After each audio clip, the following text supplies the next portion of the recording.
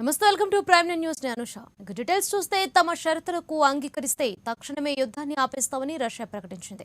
షరతులకు okay చెబితే తక్షణమే సైనిక చర్యలు నిలిపేస్తారని రష్యా అధ్యక్షుడు Putin press secretary Dmitry Peskov ప్రకటించారు. ఉక్రెయిన్ తన రాజ్యాంగాన్ని సవరించడంతో పాటు ఏ కూటమిలోనూ చేరకుండా ఉండాలని స్పష్టం చేశారు. కాగా ఉక్రెయిన్పై రష్యా మిలిటరీ వార్ ప్రకటించింది. నేటికి 13 రోజులైంది. యుద్ధానికి ఫుల్ స్టాప్ పెట్టాలని ప్రపంచ దేశాలు విజ్ఞప్తులు చేస్తున్నా, ఆంక్షలు విధిస్తున్నా యుద్ధం ఆగడం లేదు.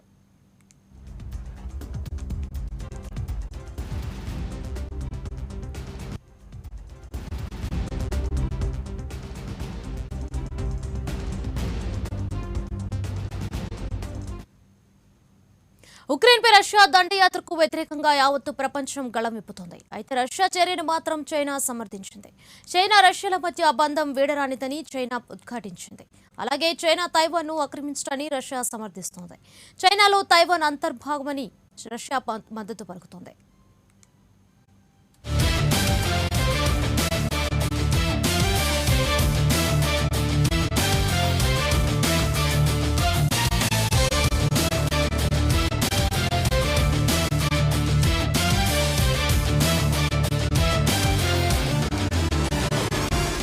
ఉక్రెయిన్పై రష్యా చేపట్టిన సైనిక చర్యను ప్రపంచ దేశాలు వ్యతిరేకిస్తున్నాయి. ఇక భారత్ విషయానికి వస్తే తటస్థ వైఖరి అవలంబిస్తామని స్పష్టం చేసింది. సంప్రదింపుల ద్వారా సమస్యలను పరిష్కరించుకోవాలని సూచిస్తోంది. అయితే చైనా మాత్రం రష్యా తీరును ఖండించలేమని మరోసారి వెల్లడించింది. రష్యా తమకు అత్యంత ప్రాముఖ్యత కలిగిన వ్యూహాత్మక భాగస్వామి అని మరోసారి స్పష్టం చేసింది. అయితే అవసరమైన సమయంలో ఆ రెండు దేశాల మధ్య మధ్యవర్తిత్వం వహించేందుకు అంతర్జాతీయ సమాజంతో కలిసి పనిచేసేందుకు సిద్ధంగా ఉన్నామని చైనా పేర్కొంది.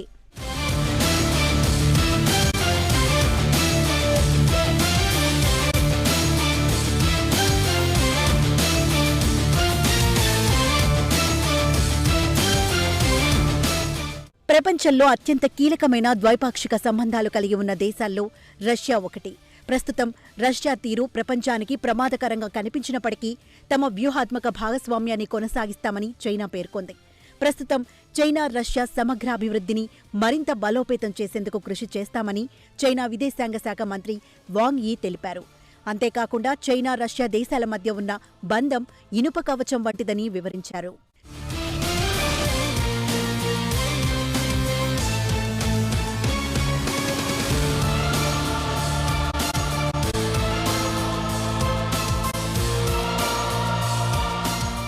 ఇక ఉక్రెయిన్పై విరుచుకుపడుతున్న రష్యాను కట్టడి చేసేందుకు అమెరికా, పశ్చిమ దేశాలు తీవ్రంగా ప్రయత్నిస్తున్నాయి. రష్యా గట్టి చర్యలు తీసుకునేందుకు ఆర్థిక ఆంక్షలు విధిస్తూ ప్రపంచ వేదికపై రష్యాను ఒంటరి చేసేందుకు తీవ్రంగా కృషి చేస్తోంది. రష్యాపై ఆంక్షలు విధిస్తున్న అమెరికాతో పాటు EU దేశాల ప్రతిస్పందనలను చైనా తప్పుపడుతోంది. ఇటువంటి ఆంక్షల వల్ల కొత్త సమస్యలు తలెత్తడంతో పాటు రాజకీయ పరిష్కార మార్గాలకు తీవ్ర అంతరాయం కలుగుతుందని పేర్కొంది. అంతేకాకుండా అన్ని దేశాల సార్వభౌమాధికారం, ప్రాదేశిక సమగ్రతలను గౌరవించాలనే సూక్తులను వల్లెవేస్తోంది. తాజా పరిణామాలపై ఇటీవలే పుతిన్తో చర్చించిన చైనా అధ్యక్షుడు జిన్పింగ్ తమ ముఖ్యమైన ప్రయోజనాల కోసం ఇరు దేశాలు పరస్పరం సహకరించుకుంటాయని జిన్పింగ్ అన్నారు.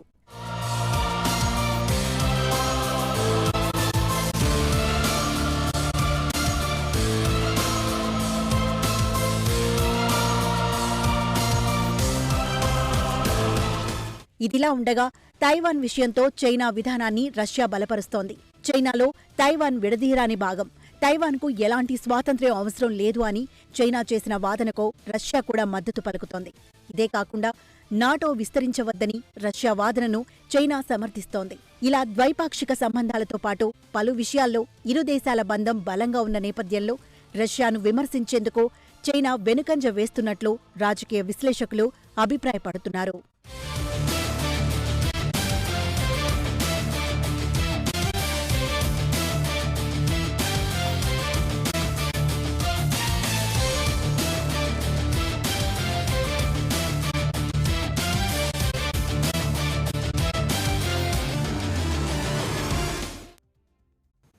ఉక్రెయిన్పై దురాక్రమణకు దిగిన రష్యాను అడ్డుకునేందుకు ప్రపంచ దేశాలు ఆంక్షలు కొరడా జులిపిస్తున్నాయి. కేవలం 10 రోజుల వ్యవధిలోనే అనేక దేశాలు రష్యాపై 2700కు పైగా ఆంక్షలు విధించాయి. దీంతో ప్రపంచంలోనే అత్యధిక ఆంక్షలు ఎదుర్కొంటున్న దేశంగా రష్యా అగ్రస్థానంలో నిలిచింది. ప్రస్తుతం ప్రపంచ వ్యాప్తంగా ఇరాన్, ఉత్తర కొరియా వంటి దేశాల కంటే రష్యాపైనే ఎక్కువ ఆంక్షలు అమలవుతున్నాయని బ్లూంబర్గ్ తాజా కథనంలో వెల్లడించింది.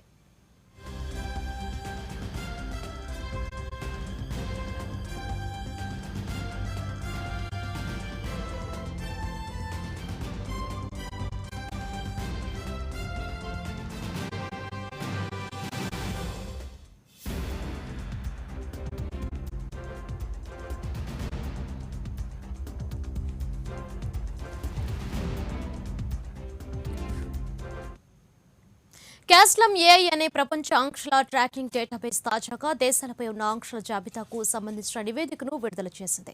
దీని ప్రకారం ఇరాన్, సిరియా, ఉత్తర కొరియా వంటి దేశాలను దాటి అత్యధిక ఆంక్షలు ఎదుర్కొంటున్న దేశంగా రష్యా తొలి స్థానంలో ఉంది. ప్రస్తుతం రష్యాపై 5530 ఆంక్షలు ఉండగా ఇందులో సగానికి పైగా కేవలం గత 10 రోజుల్లోనే విధించినవే. గత నెల ఫిబ్రవరి 22 నాటికి రష్యాపై 2774 ఆంక్షలు అమల్లో ఉండగా ఆ తర్వాత నుంచి మరో 2778 ఆంక్షలు అమల్లోకి వచ్చాయి.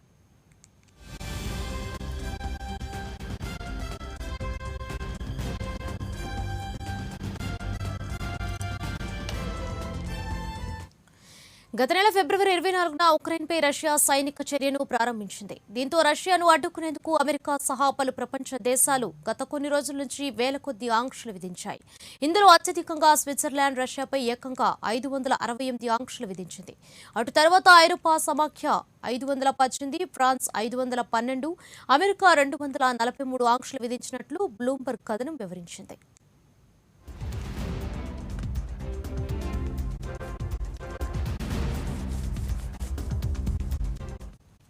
ఇక రష్యా తర్వాత అత్యధిక ఆంక్షలు ఎదుర్కొంటున్న రెండో దేశంగా ఇరాన్ ఉంది.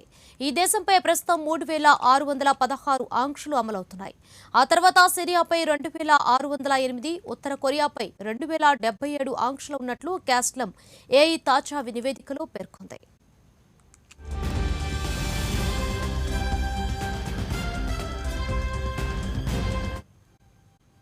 ఒకవైపు ఉక్రెయిన్పై రష్యా దాడులు తీవ్రతరం చేస్తోంది. ఈ నేపథ్యంలోనే ఇరు దేశాల మధ్య సంధి కుదిర్చేందుకు జరుగుతున్న ప్రయత్నాలు ఫలించే అవకాశాలు కనిపిస్తున్నాయి. ఇరు దేశాలు చర్చలు జరిపేందుకు టర్కీ చేసిన రాయబారం విజయవంతమైంది. రష్యా, ఉక్రెయిన్ విదేశాంగ మంత్రులు సెర్గీ లావ్రోవ్, దిమిత్రో కులేబాలు సమావేశం కాబోతున్నట్లు టర్కీ విదేశాంగ మంత్రి మెవ్లుట్ కావుసోగ్లు వెల్లడించారు. దక్షిణ టర్కీలో గురువారం వారిద్దరూ సమావేశం కానున్నట్లు టర్కీ విదేశాంగ మంత్రి తెలిపారు.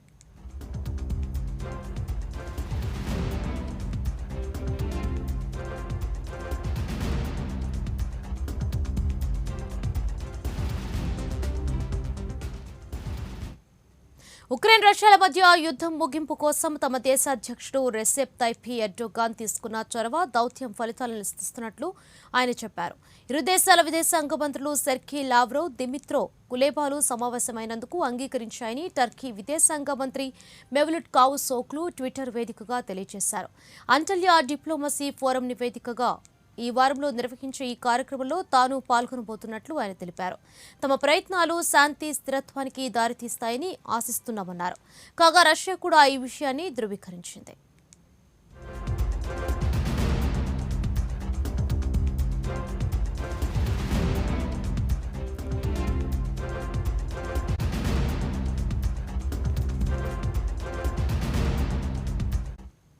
ఇదిలా ఉండగా ఉక్రెయిన్పై రష్యా దాడులు 13వ రోజుకు చేరుకున్నాయి. ప్రస్తుతం రష్యా ఉక్రెయిన్పై తాత్కాలిక కాల్పుల విరమణ ప్రకటించింది. ప్రపంచంలోని అన్ని దేశాలు త్వరగా యుద్ధం ముగించాలని పిలుపునిస్తున్నాయి. యుద్ధం వల్ల ఇప్పటికే ఉక్రెయిన్లో లక్షలాది మంది పౌరుల ప్రాణాలు అరచేతిలో పట్టుకుని యూరోప్కు వలస వెళ్తున్నారు. యుద్ధంలో ఉక్రెయిన్లో భారీ ప్రాణ నష్టంతో పాటు ఆస్తి నష్టం జరిగింది. టర్కీ దౌత్యం ఇరు దేశాల మధ్య ఒప్పందం కుదిరితే ప్రపంచ దేశాలు స్వాగతిస్తాయి.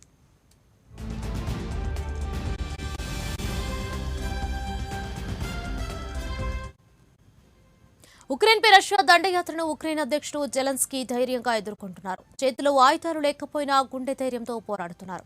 ఈ నేపథ్యంలో అంతర్జాతీయ మీడియాలో జెలెన్స్కీ విదేశాలకు పారిపోయాడని వార్తలు వచ్చాయి. ఈ వార్తలను కొట్టివేస్తూ తాను ఎక్కడికి పారిపోలేదని, కీవ్లోనే తన కార్యాలయంలో ఉన్నారని ఇన్స్టాగ్రామ్లో పోస్ట్ చేసి విదేశాలకు పారిపోయారని పిచ్చికూతలు కూస్తున్న వారి నోరు మోయించాడు.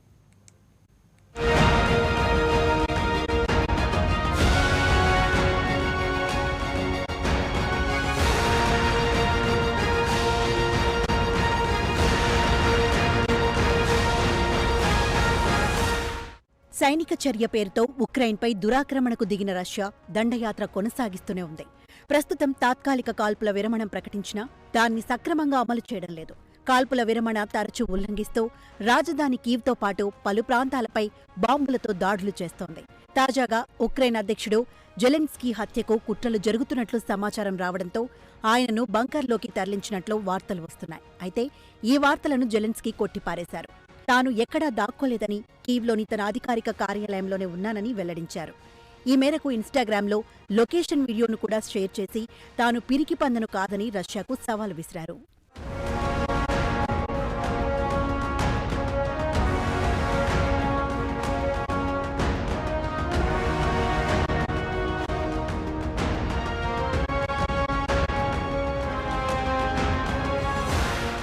నేను కీవ్లోని బాంకోవా స్ట్రీట్లోనే ఉన్నాను. ఎక్కడా దాక్కోలేదు. నేను ఎవరికీ భయపడ్డం లేదు. యుద్ధంలో గెలవడం కోసం ఎంత చేయాలో అంతా చేస్తానంటూ జెలెన్స్కీ ఇన్స్టాగ్రామ్లో రాసుకొచ్చారు. తన కార్యాలయంలో ఉండి మాట్లాడుతున్న వీడియోను పోస్ట్ చేశారు. గత 12 రోజులుగా మన పోరాటం కొనసాగుతోంది. నేను కీవ్లోనే నా బృందంతో కలిసి పనిచేస్తున్నా. కేవలం సైనికులే కాదు, డాక్టర్లు, జర్నలిస్టులు, దౌత్యవేత్తలు ఇలా అందరం కలిసి యుద్ధంలో పోరాడుతున్నామన్నారు. ఈ యుద్ధంలో ఖచ్చితంగా మనం విజయం సాధించి తీరుతాం. మనకు ఆయుధాలు లేకపోవచ్చు, కానీ మన ధైర్యమే మన ఆయుధం. నేడు సామాన్య పౌరులు కూడా రష్యాతో యుద్ధానికి సై అంటూ వీధుల్లోకి వస్తున్నారు. ఇది మన నెల, మన దేశం. ఆక్రమణదారులను చూసి భయపడేది లేదు. ఎదురొడ్డి పోరాడదాం అంటూ దేశ ప్రజలకు జెలెన్స్కీ పిలుపునిచ్చారు.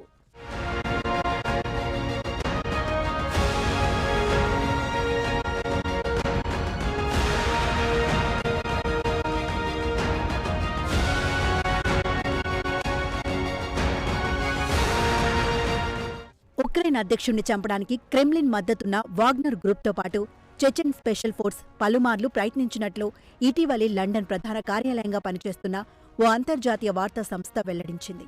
కీవ్లో మాటు వేసిన రష్యాకు చెందిన పారామిలిటరీ ప్రైవేటు సైన్యం, వాగ్నర్ గ్రూపునకు చెందిన సాయుధ దళాలు ఉక్రెయిన్ అధ్యక్షుడి హత్యకు ప్రయత్నించి విఫలమైనట్లు పేర్కొంది. ఈ విషయాన్ని ఉక్రెయిన్ రక్షణ శాఖ కూడా ధృవీకరించింది.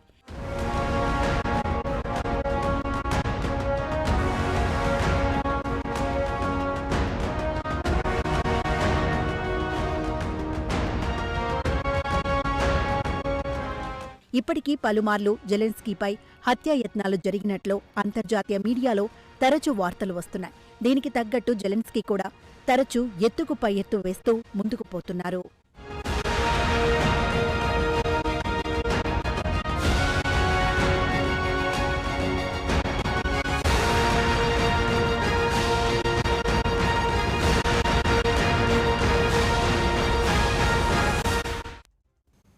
ఆస్ట్రేలియన్ రిఫైనరీలు రష్యా నుంచి ముడి చమురు కొనుగోలును నిలిపివేశాయి. ఉక్రెయిన్పై దాడి చేసినందుకే రష్యాతో వాణిజ్య సంబంధాలను తెంచుకోవడానికి ఆస్ట్రేలియా ముందుకు వచ్చింది.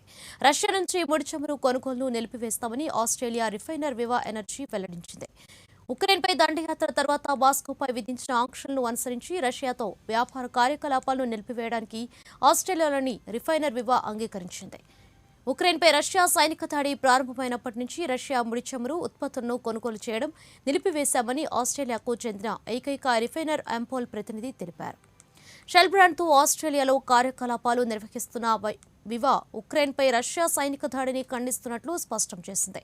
అమెరికాతో పాటు యూరోపియన్ మిత్ర దేశాలు కూడా రష్యా చమురు దిగుమతులను నిషేధించే ఆలోచనలో ఉన్నట్లు తెలుస్తోంది.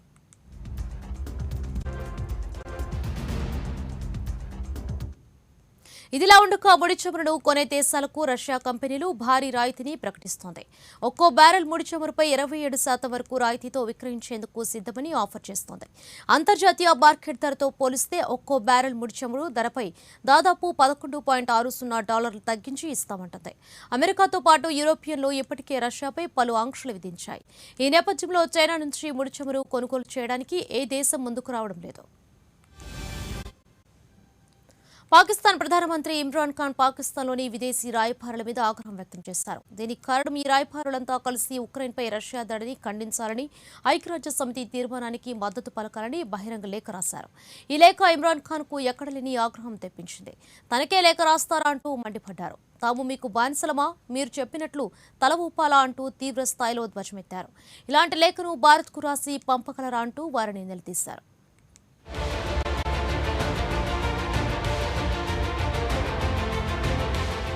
పాకిస్తాన్లో ఉన్న పాశ్చాత్య దేశాల రాయబారులపై పాక్ ప్రధానమంత్రి ఇమ్రాన్ ఖాన్ తీవ్రస్థాయిలో ఆగ్రహం వ్యక్తం చేశారు. ఉక్రెయిన్పై రష్యా చేస్తున్న దాడులను పాకిస్తాన్ ఖండించాలంటూ గత వారం ఈ రాయబారులంతా ఓ లేఖలో కోరారు. దీంతో ఖాన్ సాబ్కు ఎక్కడా లేని కోపం వచ్చింది. దీనిపై ఇమ్రాన్ స్పందిస్తూ పాకిస్తాన్ ఏమైనా మీకు బానిసా అంటూ అసహనం వ్యక్తం చేశారు.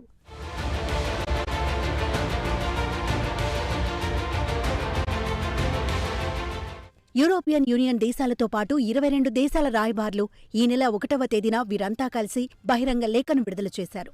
ఉక్రెయిన్పై రష్యా దాడికి వ్యతిరేకంగా ఐక్యరాజ్య సమితి తీర్మానానికి మద్దతు పలకాలని లేఖలో ప్రస్తావించారు. దీంతో ఇమ్రాన్ ఖాన్కు ఎక్కడా లేని కోపం తన్నుకు వచ్చింది.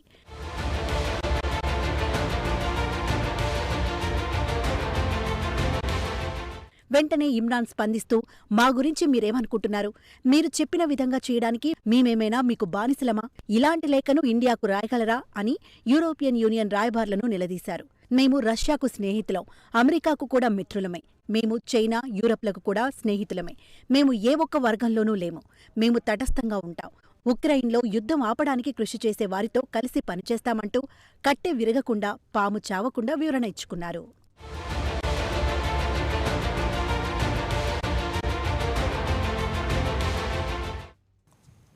లిక్కర్ కింగ్ విజయ్ మాల్యాకు లండన్ కోర్టులో ఊరట లభించింది. బ్యాంకుల నుంచి తీసుకున్న రుణాలు చెల్లించడంలో విఫలమైన మాల్యా ఇంటిని జప్తు చేసుకోవడానికి బ్యాంకులకు అనుమతించారు న్యాయవాది. అయితే తాను బకాయి చెల్లిస్తానంటూ మాల్యా కోర్టుకు విన్నవించడంతో జప్తు చేయరాదని ఆదేశించింది కోర్టు.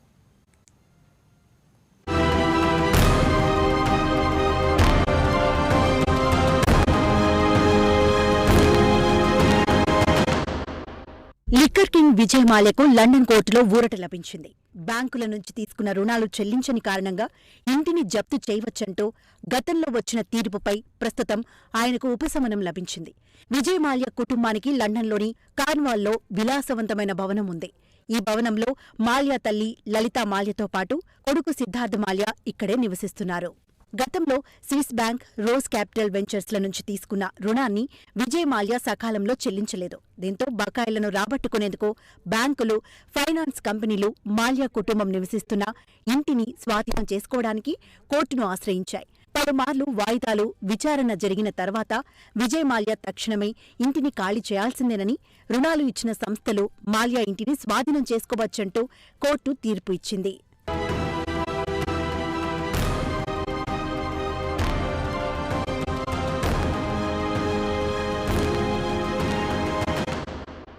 వెంటనే విజయ్ మాల్యా తన ఇంటి జప్తును ఆపాలంటూ తిరిగి కోర్టును ఆశ్రయించాడు. Swiss bank, Rose Capital Ventures నుంచి తీసుకున్న రుణాలు చెల్లిస్తానని, దీనికి మాల్యా ఫ్యామిలీ ట్రస్ట్ నిధుల నుంచి బకాయిలు చెల్లిస్తానని కోర్టుకు హామీ ఇచ్చారు. గతంలో కూడా ఇలాంటివే అనేక హామీలు ఇచ్చి మాట తప్పారంటూ మాల్యాకు రుణాలు ఇచ్చిన సంస్థలు న్యాయమూర్తి ముందు వాదించాయి.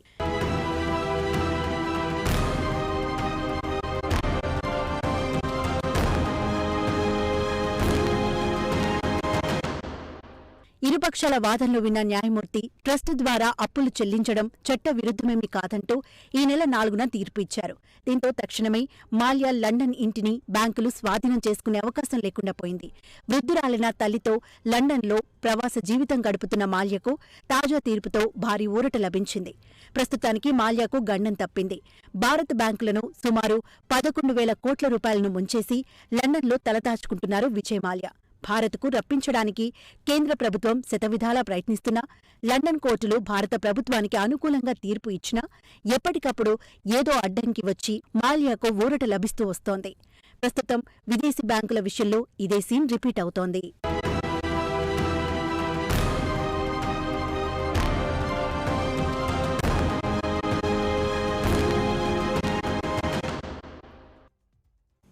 అంతర్జాతీయ మహిళా దినోత్సవం సందర్భంగా ప్రధాని నరేంద్ర మోదీ దేశ ప్రజలకు శుభాకాంక్షలు తెలిపారు. మహిళలకు సెల్యూట్ చేస్తున్నామని, వివిధ పథకాల ద్వారా మహిళా సాధికారతపై తమ ప్రభుత్వం దృష్టి సారిస్తూనే ఉంటుందన్నారు. మహిళలకు గౌరవం, అవకాశాల కల్పనకు చేస్తున్న కృషి యథావిధంగా కొనసాగుతుందని వరుస ట్వీట్లలో ఆయన ప్రస్తావించారు. దేశాభివృద్ధికి మహిళలను ముందుకు తీసుకువచ్చేందుకు ప్రభుత్వం ఎన్నో ప్రయత్నాలు చేస్తుందని ప్రధాని చెప్పారు. పర్యావరణానికి అనుకూలంగా ఉంటే ప్రాజెక్టులను వేగవంతం చేయాలని ప్రధానమంత్రి నరేంద్ర మోదీ పిలుపునిచ్చారు. 2070 నాటికి భారత్ను కార్బన్ ఉద్గార రహిత దేశంగా తీర్చిదిద్దాలనేది తమ లక్ష్యమన్నారు ప్రధాని. గ్రీన్ ఫైనాన్సింగ్ కు ఇదే సరైన సమయమని ఆయన పేర్కొన్నారు. Financing for growth and aspirational economy అనే అంశంపై ప్రధాని మోదీ మాట్లాడారు.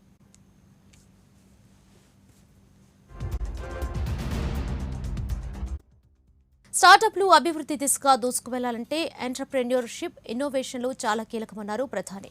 ఔత్సాహిక పారిశ్రామికవేత్తలను ప్రోత్సహించడం, నూతన ఆవిష్కరణలకు కృషి చేయడం, కొత్త వాణిజ్య మార్గాలపై దృష్టి సారించడం అవసరమన్నారు. దీనికోసం వచ్చే ఆర్థిక సంవత్సరం బడ్జెట్లో ప్రభుత్వం అనేక చర్యలు తీసుకుందని ప్రధాని వివరించారు. విదేశీ పెట్టుబడులను ప్రోత్సహించడం, మౌలిక వసతుల కల్పన, పెట్టుబడులపై పన్నులు తగ్గించడం, ఎన్ఎన్ఐఎఫ్, గిఫ్ట్ సిటీ, న్యూ డిఎఫ్ఎఫ్లు వంటి సంస్థలు ఏర్పాటు చేస్తామన్నారు. దీని ద్వారా ఫైనాన్షియల్, ఎకనామిక్ గ్రోత్కు ప్రయత్నిస్తామన్నారు ప్రధానమంత్రి.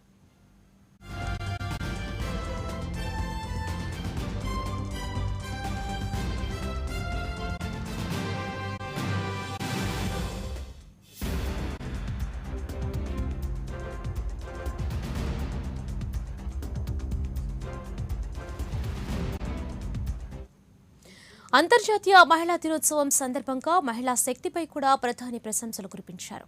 భారత్కు ఆర్థిక మంత్రి మహిళ కావడం, ప్రగతిశీలక బడ్జెట్ను ఆమె ప్రవేశపెట్టడం మనమంతా గర్వించే విషయమని ప్రధాని అన్నారు.